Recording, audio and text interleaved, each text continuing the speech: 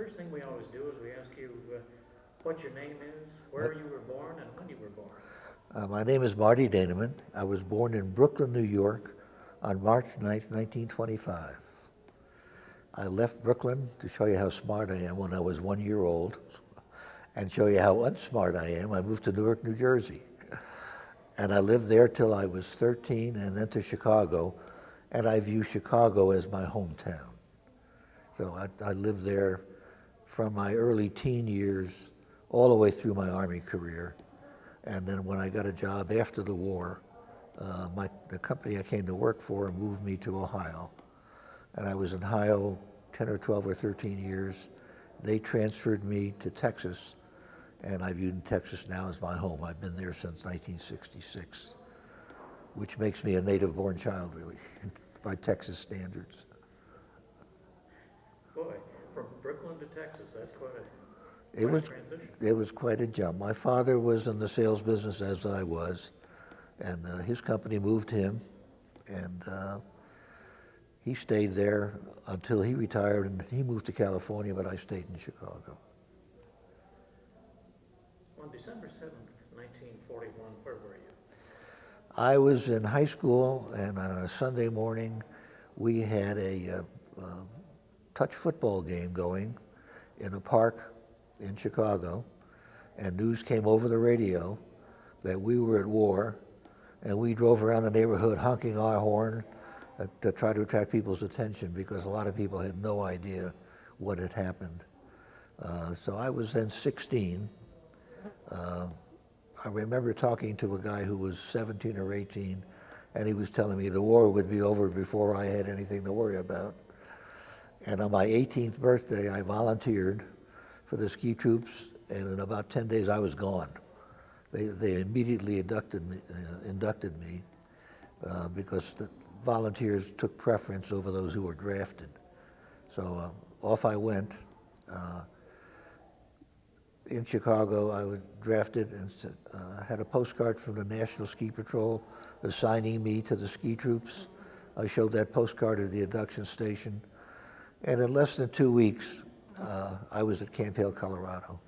When I was still 17 and in high school, the Army advertised a pre-enlistment program for the Air Force.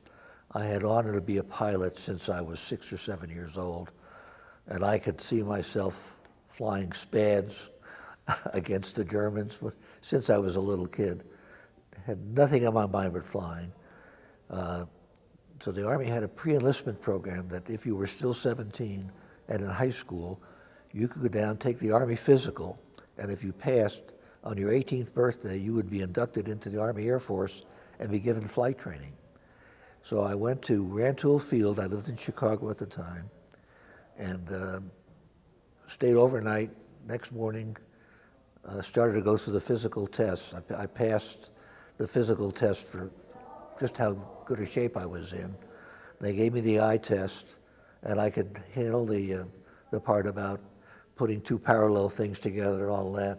Then they got to the Japanese bubble chart. I don't know if you're familiar with that, but it was a chart invented by the Japanese that showed a whole bunch of bubbles on various sheets of paper. And if you had perfect color vision, you could see one number, and if your color vision was impaired, you would see another number or none. Well, I could see the first number very clearly, and I flunked every other one. There were 16 or 17. It turned out I was blue-green colorblind. And they told me, you can't be an Air Force pilot because you may want to put your plane down on that little strip of land, and that turns out to be a lake, so you can't be a pilot. So I went home brokenhearted. And a couple of weeks later, an ex-employee of my dad showed up at his office wearing the Army uniform. He had gone to the University of Wisconsin and learned to ski, and went into the ski troops, came back and told me what a great time he was having skiing every day. And that sounded like the second best thing to flying. So I sent to the National Ski Patrol, which was recruiting ski troopers. I got 3 letters of recommendation from my high school coaches. I was a pretty fair athlete. I did a quarter mile and a mile. I was a weightlifter, very muscular. They gave me letters of recommendation. I sent my letter to the National Ski Patrol and got a postcard back. You are accepted by the ski troops to show this postcard when you're inducted, and you'll be transferred to the ski troops. Well, I was inducted right after my 18th birthday. I went down to the draft board and told them I want to volunteer, and within 2 weeks I had taken my physical in downtown Chicago, was on my way to Camp Grant, and from Camp Grant to Camp Hale. And that's how I got into the ski troops. What was that like to arrive at a place like Camp Hale? It was a shock. I thought I was a great athlete in those days, and we took the train from Chicago to Colorado Springs, and then up through Denver, Rio Grande, up through Royal Gorge, and landed at Pando. And I shouldered my huge bags, figured, well, I'll just walk up to where they are. The camp had just really been opened, and I got about 100 yards, and the altitude hit me. I could hardly move. But I somehow managed to get to regimental headquarters and got assigned to the 86th Mountain Infantry, and began my basic training there. After they gave us a couple of weeks to get acclimated, and I took my basic training at Camp Hale with the 86th Mountain Infantry. What time of year was it when you got there? I got up there in April, so the weather was beautiful, just absolutely beautiful. Then you were in for other treats then, huh? Well, I really enjoyed Camp Hale. We had no snow early on, so we went through a rigorous basic training. They originally put me in 81 millimeter mortars, which I hated, particularly since I found out that the mortar guys would be on snowshoes, not on skis, and that's not what I wanted.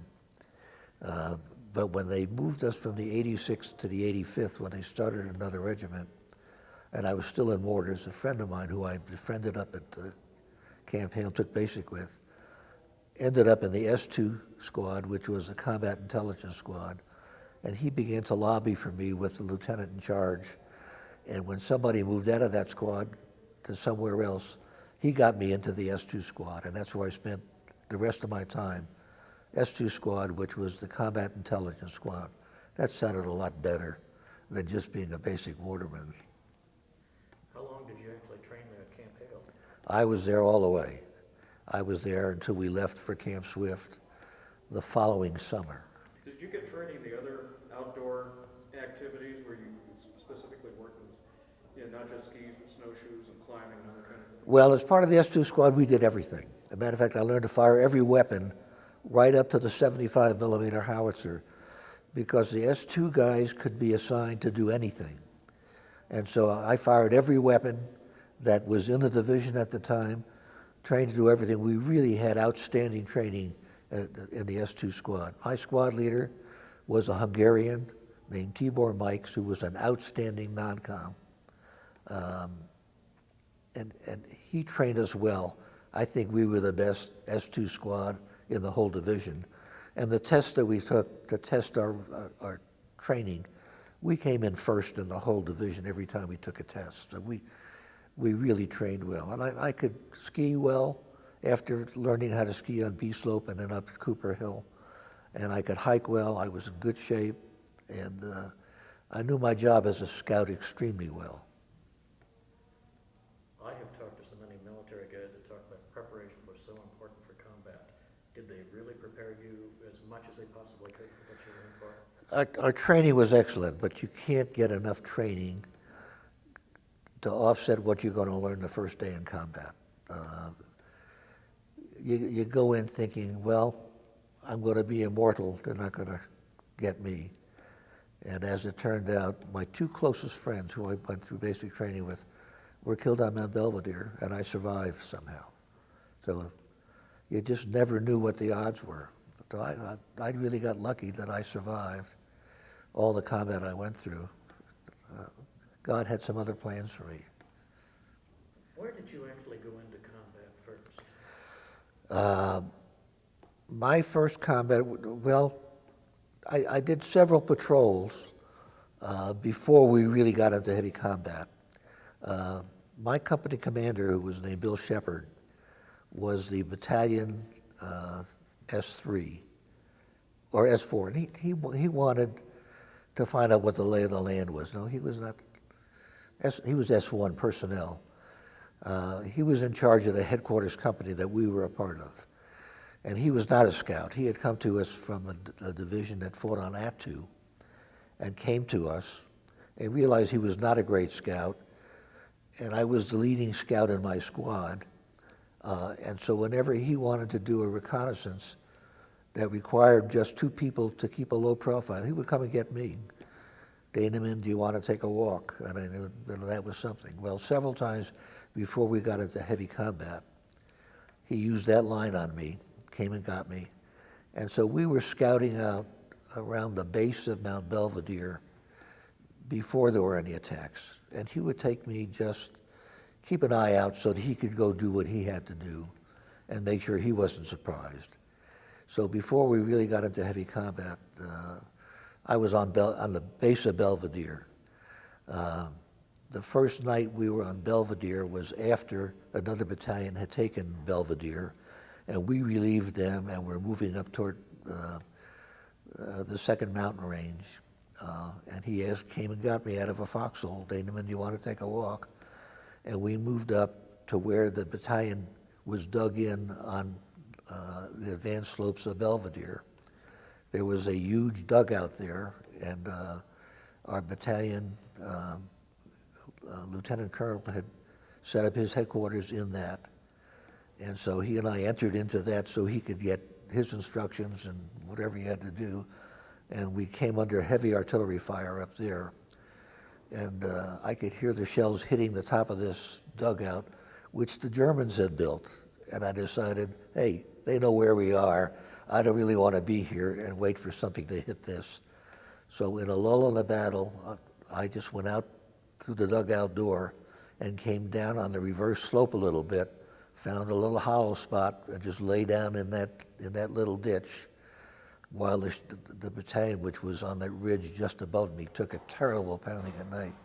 Another fellow from my company who was a wireman came and found me and told me that my 2 closest friends had been killed.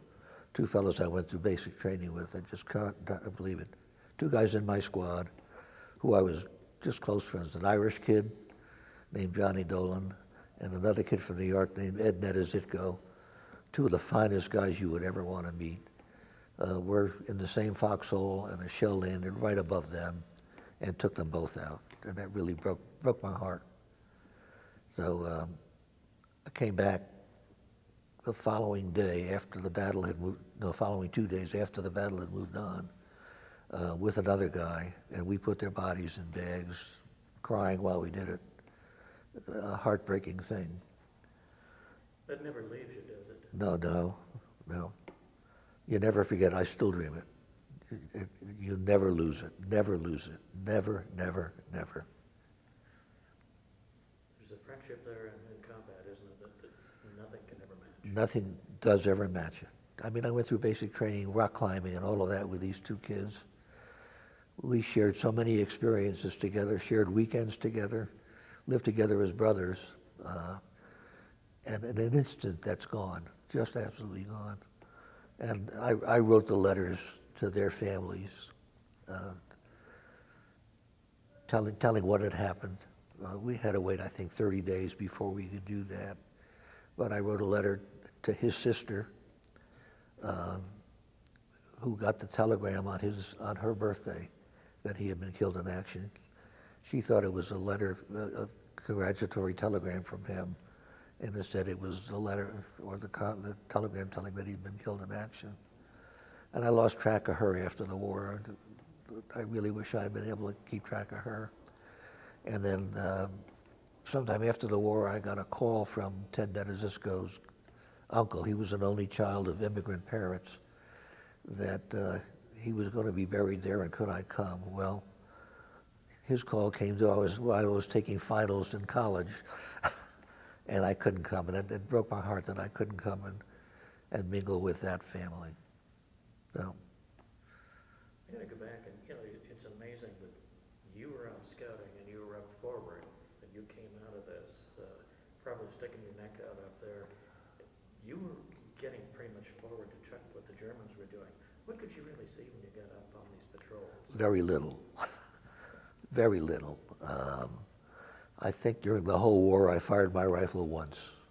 My job was not to kill Germans. My job was to get information and bring it back so that the commanding lieutenant colonel could have some information on which he could base some operations. So my job was essentially go out there, get the information, don't let them find out where you are or who you are, and get the information back to me. That probably spared me because I was supposed to not take chances, not expose myself, but to really just get there where they can't see me, find out what I need to, and just get the hell out of there. And as long as I kept that in my mind, I guess I survived. In the long run, you might have saved some lives by getting out there and finding that, though. Well, I think my job, I think, was a good job, and I think I did my job well, and maybe did save some lives. But it saved my life, too, because of the type of missions that I was on. So you stayed in that role pretty much throughout the rest of the campaign out in Italy? All the way through the war, I was an S2 squad.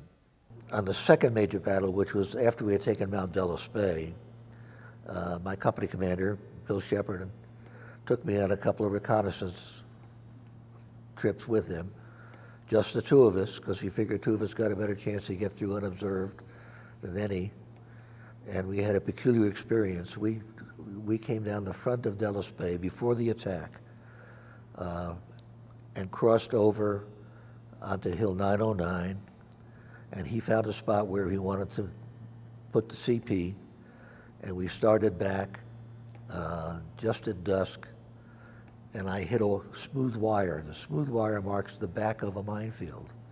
So what we had done was somehow gotten around a German minefield and gotten back of it, and the smooth wire marked where the German minefield was there for us. Well, I put my hands around that wire because it was now getting dark and started to go down, holding my finger around that wire to try to find a gap that I could lead the two of us through. And as I did that, two Germans appeared suddenly in front of us, and I was about to kill them when one of them said, "Kamerad," and held his hands up. And they surrendered to us. And I pointed to the field in front. I said, "Meinen, ja." And I said, "You go first." And so they led us zigzagging through that minefield back to our own lines.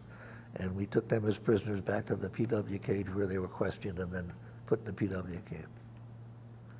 The next day, when the battle began, Shepard was leading the company CP group back to where we had planned to put the CP, and he started up that same draw where the mines were.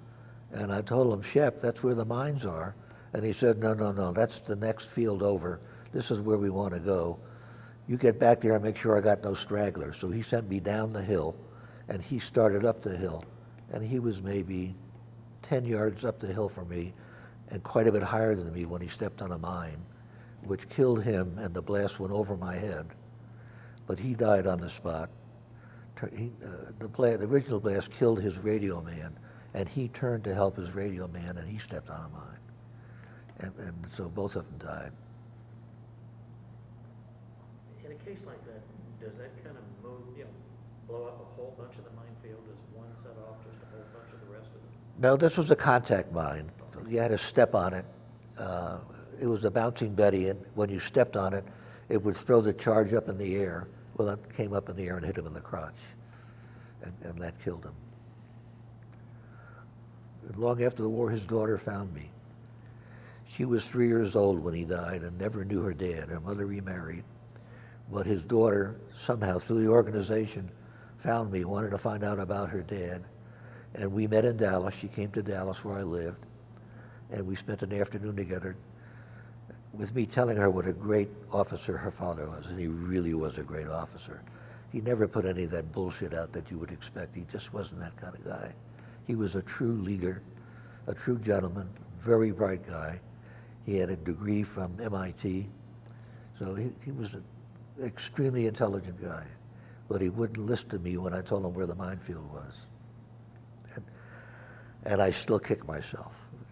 I should have grabbed him and said, "You son of a bitch, I know what's here. I'm the scout, listen to me. But I didn't do that. I was a corporal, he was a captain. So it was kind of hard to assert yourself under those circumstances. Sometimes the training gets deeply instilled, doesn't It does. It was unfortunate for him that that training was deeply instilled, that I still had to respect his choices even though I knew he was wrong. it? And there isn't time to make second judgments. Yeah, it still haunts me. It still haunts me. This is a pretty unusual unit because, from what we understand, pretty much everybody here was a volunteer recommended for the unit. You had a different mix of people in this unit than you had in just the regular Army division, didn't you? Well, we had the original bunch who were all volunteers. Many of them were good skiers and mountaineer people. After we moved to Camp Swift, Texas, and they had to fill the ranks rapidly, they took anybody. A lot of the weapons company people to fill it, because we had no weapons companies at Camp Hale. When they had to fill the weapons companies at Camp Swift, they took men who had no mountain training whatsoever, although they learned pretty quickly. They were a great bunch of guys. Our weapons people really were a great help. Without the 81 millimeter mortars and all of that bit, we'd have had a much more difficult time. Everybody in this division made a good contribution. What were the logistics of moving artillery and heavier equipment through these mountainous areas where the roads are not very long? Thank God for mules. We had a couple of thousand mules at Camp Hale and Camp Swift, which we left behind us. So a lot of this stuff just had to be manhandled. But as part of my headquarters company, we had some cannoneers with 75 millimeter cannon. And we had a guy named Joe Mattis who could take the barrel of a 75 millimeter cannon and put it on his shoulder and climb a mountain with it. Strongest guy I ever met in my life, and the gentlest. He would not let anybody bully anybody else at Camp Hale. He would protect the little guys. Terrific guy. I lost track of him after the war, but he was one of the good guys. All this training for skiing and all of that, what happened to that? Never used it. I never used it overseas. There were a limited bunch of guys who used skis overseas, but they were not practical. They were too noisy. You were working on frozen ground, so it would clatter around. We were much better off on foot. And we had a mild spring on Belvedere and forward. So with shoe packs or mountain boots, we could make out pretty well. What we missed were sleeping bags. S2 squad had sleeping bags. The rest of the guys had blankets. So I was pretty warm and comfortable most of the time. You had it better than most people then. Yeah. But there was a lot more activity for the climbers. Say There again? was a lot more activity with the climbers going through these areas. Yeah, but even on Belvedere, on Riva Ridge, those guys did the climbing. They were really the mountain soldiers who made a difference with their mountain climbing skills.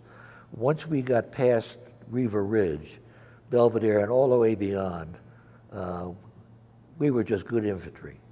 And we just fought as good infantry. Mountain training didn't really mean anything, except that we could run uphill. We were in such superb condition. The Germans couldn't believe what kind of condition we were in, that we could charge uphill with bayonets. Sometimes without guns loaded? In the attack on Belvedere, they went up without unloaded guns. Because if you fired your gun, you were giving your position away to the Germans. The attack on Belvedere took place with the guys carrying grenades and carrying bayoneted rifles, but unloaded, nothing in the chamber. And they were not to fire the guns until daylight. And that worked, that helped the attack. No artillery preparation, just go. Surprise. Yeah, American ingenuity? I don't know about ingenuity, maybe just good luck. And good planning. General Hayes was an outstanding general. He planned it well. What's your reaction when you fight through these mountains and you come down, you finally get to the Po Valley, and you realize that you're finally starting to open that up? What happens then? Well, I marched across the Po Valley on flat feet,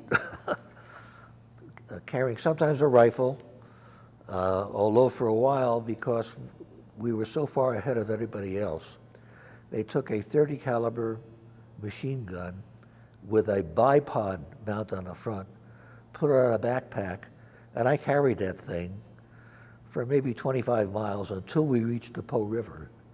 And then they gave me my rifle back. But hard to picture me carrying that thing in my backpack. And if our headquarters company was attacked, I was supposed to be able to protect them with this back-mounted machine gun, which I had one belt of ammunition for. So fortunately, we did not have a firefight that I participated in all the way across the Po Valley. So the Germans at this point are just basically retreating, trying to get down the river. Yeah, but when I crossed the river, we crossed really at night in paddle boats, and my sergeant, my S2 sergeant, who I was second in command of, and I were assigned to scout out the portion of the front that was just from the river, just north on the right flank, and occupy that. The next morning, after we found our way over there and had our companies dig in over there, the next morning we were attacked by the 85th Division that didn't know we were there. They started to shell us, and I remember Captain Hammer standing up in the middle of this and saying, "Don't worry, men, it's our own artillery." How bad was it? Nobody got hit. We were lucky. Hopefully you had some communications that you call it off pretty quickly. I'm having trouble hearing. Hopefully you had some communications where you could call it off pretty quickly. Well, I was the communications. I found a runner and sent him back to tell that artillery division across to stop firing, and they did. They got word to them to stop firing. Gosh, it's a good thing they were in good shape. Yeah. Where were you right at the end of the war? Say again? Where were you when the war ended? When the war ended, I was a little town named Malchesney, which was right before the famous tunnels. A fellow named Pete Cantine and I, who ended up in my squad, we took over the lead of the attack, the two of us, the lead of the attack when we hit the shore at Lake Garda. The two of us were supposed to catch up to a regiment of the 87th and tell them halt in place that the 85th is going through them. Well, we never could find them because they had turned up the mountain without knowing that we were coming to stop them. So Pete and I, miles ahead of the battalion, on foot, raced up till we got to this little town of Malchesney, and it was just getting dark, and Pete, who was older than I, and a great scout too, said, "The hell with this, we're going to stop." And we stopped outside a mansion on the shores of the lake, and he started to yell out, "Americani, Americani." And the people inside opened the window, "Ah, Americani." And so they opened the door and took us in that night. The battalion hadn't arrived. It was just the two of us leading the whole American army. So we went in. They made dinner for us. We had a dinner. They put us in feather beds. While we slept, they washed and ironed our clothes. We got up in the morning, shaved, clean, in beautiful shape. The rest of the battalion caught up to us in the night, stinking, filthy. We walked out looking like we just came out of a French whorehouse, and they just not could believe what happened. And we never really told them what happened. Did you get a lot of comments? Yeah, we had a lot of comments. But for us, the war ended right there. The 86 took over, and they got hard hit again, going through the tunnels, and then going up to the town of Riva, where the division was when the war ended. But our war ended at Malchesney. After the war, how soon was it until the 10th started to have reunions? Well, I came back to Chicago after the war. I was still in the Army. Let me tell you another story. My wife and I were high school sweethearts. And as a matter of fact, the library here now has every letter we ever wrote to each other, all during the war. I got 4 boxes over in the library, mostly with the letters that we exchanged all during World War II. But after the war, while we were waiting to be transferred to fight the Japanese, I was bored in this little Italian town next to the Yugoslav border. They started a glacier climbing school when I had never done a glacier climbing school, so I volunteered to go for that. And we went up to Großglockner, and I went to glacier climbing school. And I finished that, climbed Großglockner, and came back down. And they were going to start another class, but I really didn't want to go back. So I sent a note back to my first sergeant, Harry, I'd like to stay for another session. And he wrote back, stay as long as you want, just don't get in my hair. So I stayed another session. Well, as their graduation exercise, they had to climb Großglockner. I didn't want to climb it again. So I sat on a rock overlooking the glacier, watching them climb, and wrote to my wife, let's get married when I come home, figuring when the war's over. Well, the next day the trucks came to take us back to Florence and Pisa to go back home. But the letter went home. My wife got the letter and planned the wedding. My father had some friends in Washington who figured out when we would land, and we came up the Hudson River. We were the first division to come back through New York Harbor, went up past West Point to Camp Shanks, and there was a telephone on the dock. My wife hates this story. And I ran to the telephone and called my dad, and he said, you're getting married next week, congratulations. And I said, to whom? My wife hates that story. So within 2 weeks, we were married. She planned the wedding. We honeymooned in New York, and then came back to Chicago, and then went to Colorado Springs, lived in poor boy cabins while I waited my discharge, and then moved to Chicago where I started college. While I was there, I decided that why don't we try to get some guys together from the 10th. The newspapers published a list of everybody who landed from the 85th when the ship came in. And I got that list from the Chicago paper. My father, from whom I was working part-time, let me take time to write a letter to every one of those people. And I set up a party at a beer garden in Chicago. The newspaper ran the article about it. And we had, I don't know, 50 or 100 guys showed up for this reunion in Chicago, including our battalion chaplain, who read about it on the train coming back through Chicago to go back home in Texas. And he came to our beer bust. Well, I put one together in Chicago, and we started the Chicago chapter. A fellow named Johnny Hawkinson, who I knew, and I forget the other guy. And we operated for a brief time, and both of them got transferred out. And when that happened, the chapter just folded. And I didn't get active again until I moved from Chicago to Cleveland on my first job. And they had started a Midwest chapter, and I joined that chapter to start with. And then eventually, when I moved to Texas and went on a reunion in Italy, I found at a bar in Florence, found 8 or 10 guys from Texas sitting in that bar. And I said, why don't we start our own chapter? And they said, okay, go ahead, you do it.